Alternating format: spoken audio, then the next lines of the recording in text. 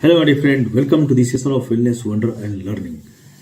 Health issues के क्रम में आज हम बात करेंगे स्टेज 2 क्रॉनिक किडनी डिजीज के बारे में। स्टेज 2 सीकेडी, इसके कारण क्या है, इसके लक्षण क्या है, इसकी पहचान मतलब और उपचार क्या है, किस तरह से इसे बचा जाए।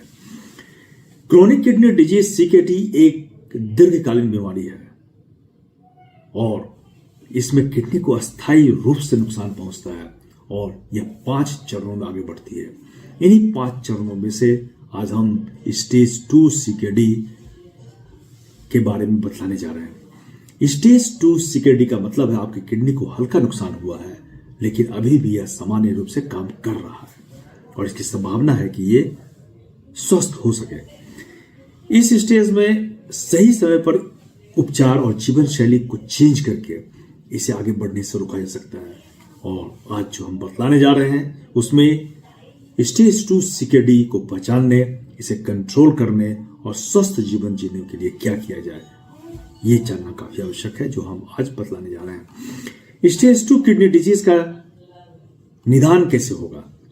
My dear friend, stage 2 CKD का पता लगाने के लिए डॉक्टर ग्लोमेरुलर निस्पंदन दर EGFR टेस्ट करते हैं। यह टेस्ट है जिससे कि स्टेजेस का पता लगता है कि स्टेज किडनी किस स्टेज में है, और यह ब्लड टेस्ट किडनी की कार्य क्षमता को मापता है।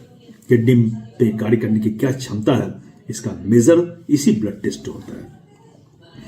EGFR स्तर 60 से 89 के बीच में होने पर stage 2 CKD chronic kidney disease का संकेत मिलता है।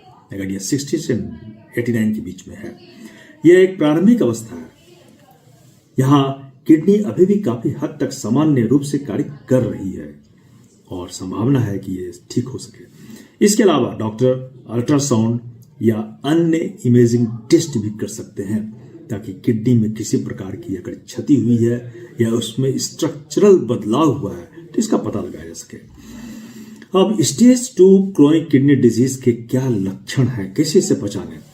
स्टेज 2 सीकेडी अक्सर बिना किसी स्पष्ट लक्षण के प्रकट होते हैं, लेकिन कुछ संभावित लक्षण संकेत हो सकते हैं, वो मैं बतलाने जा रहा हूं। सबसे पहले यूरिन में बदलाव। यूरिन डिस्चार्ज जो होता है उसमें गहरा पीला, नारंगी या लाल रंग का यूरिन निकलना, ये इसका पहचान है। यूरिन की मात्रा में बदलाव, अधिक या कम पेशाब आना, थकान और कमजोरी, शरीर में ऊर्जा की कमी महसूस होना, हाई ब्लड प्रेशर, किडनी की क्षति से ब्लड प्रेशर बढ़ सकता है, शरीर में सूजन, एडिमा, खास तौर पर टखनों, पैरों और चेहरों पर सूजन आने लगती है, कमर के निचले हिस्से में दर्द रहता है, हल्का लेकिन लगातार दर्द, और रात में मांसपेशियों में ऐंठन होता है, अनिद्रा और तनाव की समस्या होती है और त्वचा में खुजली और सूखापन रहता है।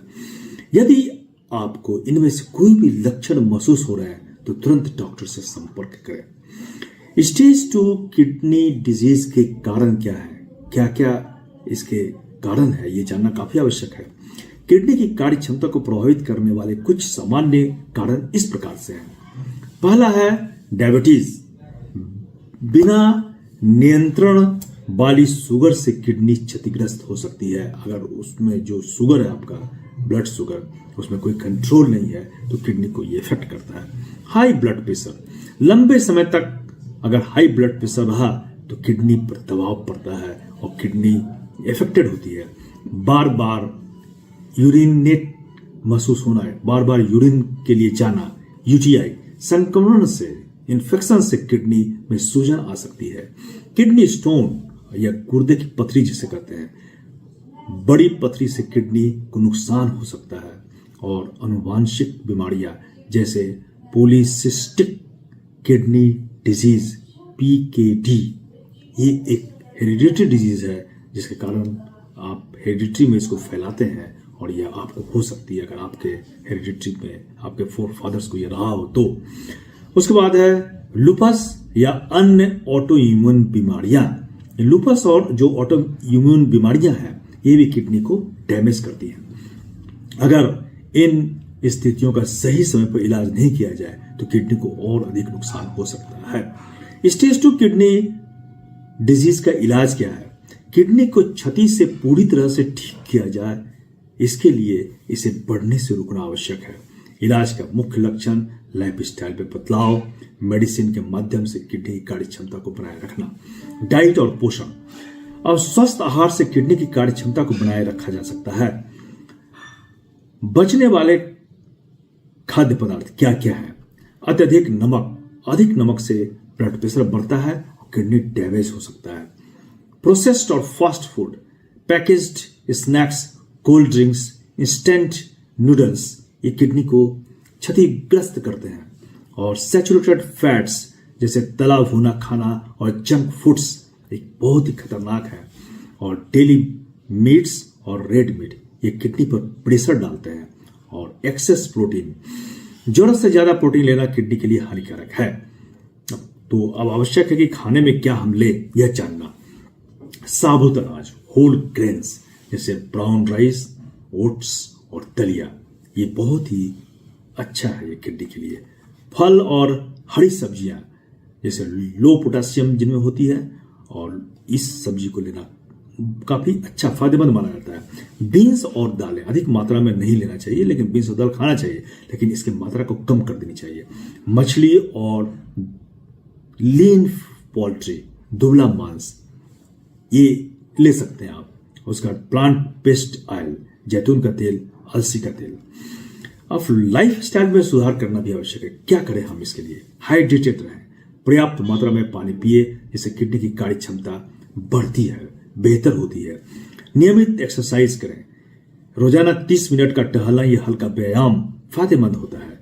धूम्रपान और शराब से बचे, यह किडनी को गंभीर रूप से नुकसान पहुंचाता है। धूम्रपान और शराब, इससे बचना है। तनाव को, टेंशन को कम करें। ध्यान, मेडिटेशन और योग से मानसिक और शारीरिक स्वास्थ्य जो है वो बेहतर होता है। अब दवाइयां और इसकी इलाज क्या है? ब्लड प्रेशर कंट्रोल करने के लिए ARB, एंजियोटेंसिन 2 रिसेप्टर ब्लॉकर्स या ACE इनहिबिटर्स दवाएं ली जाती हैं। डायबिटीज कंट्रोल करना काफी आवश्यक है। इसके लिए ब्लड शुगर को नियंत्रित करने के लिए मेडिसिन लिया जा सकता है। और उसके बाद केरेंडिया फाइनोन जो है, ये टाइप 2 डायबिटीज और CKD वाले मरीजों के लिए एक अच्छी दवा जो दी जाती है। अब क्या स्टेज 2 CKD को ठीक किया जा सकता है? नहीं, CKD को पूरी तरह ठीक किया जाना संभव नहीं है, लेकिन सही जीवन शैली अपनाकर इसे स्टेज 3 तक जाने से आगे बढ़ने से रोका जा सकता है। कुछ मामलों में अगर CKD किसी ब्लॉकेज या दवा के साइड इफेक्ट्स के कारण हुआ है, तो डॉक्टर से सही इलाज लेकर इसको सुधारा जा सकता है। अब है, इससे क्या निष्कर्ष निकलता है? स्टेज 2 CKD एक हल्की स्थिति है, लेकिन इसे नजरअंदाज, इग्नोर नहीं करना है। अगर इग्नोर करेंगे तो गंभीर रूप ले लेगा। यह नियमित चेकअप कराते रहना है और ब्लड या यूरिन टेस्ट समय समय पर करवाएं। स्वस्थ आहार लें, व्यायाम करें और दवाइयों से CKD को नियंत्रित रखें, कंट्रोल रखें। समय पर सही कदम उठाने से स्टेज 2 को स्टेज 3 और 5 की ओर बढ़ने से रोका जा सकता है, जिससे कि डायलिसिस की समस्या को रोका जा सकता है और इससे हम बच सकते हैं। और अपने डॉक्टर से जरूर सलाह लें, सेशन लें, और आपको सही सेशन देंगे, सलाह देंगे, तो आप स्वस्थ रह पाएंगे। धन्यवाद।